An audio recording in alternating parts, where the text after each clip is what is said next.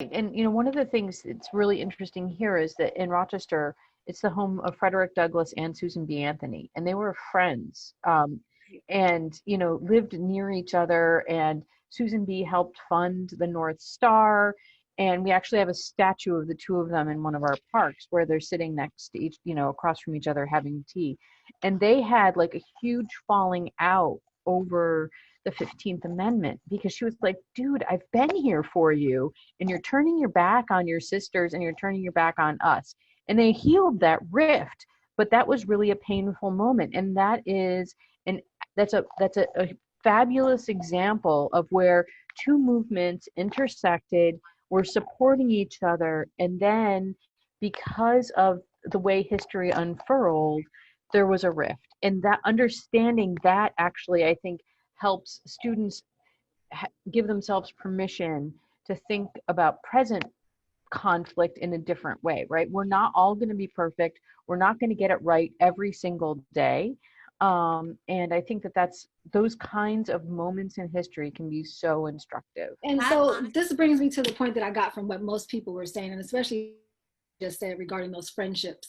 The less we know about another person's ethnic group or background or economic experience, not their economic background, but what it's like to walk in their shoes, to eat at their house, to live in neighborhoods, to attend their schools.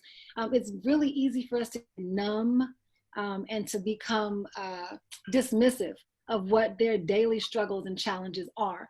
And that, to that point, it's been happening throughout history, right? When you have friends that say, look, I helped you with your movement, why aren't you helping me with mine? But to make it even more hit home, I helped you get the right to vote.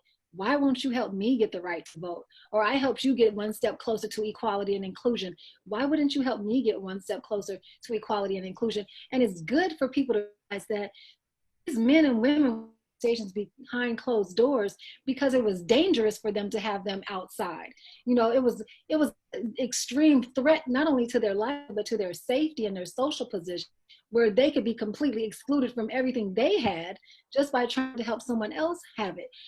I like one part of the movie that I like is that it highlights the severe danger posed by people trying to get their voices heard, right? Even by their friends behind closed doors. And when we talk about suffrage, we're still talking about those same divisions today, right? Especially among women. We're talking about them behind closed door conversations where most of us are represented. However, in public, no one sees these conversations taking place because a lot of people are not only voluntarily segregated, but economically segregated, and then geographically segregated for so many different reasons, because we're still a very real part of our socioeconomic framework and the systemic segregation that's imperative, the US social system, economic system, et cetera.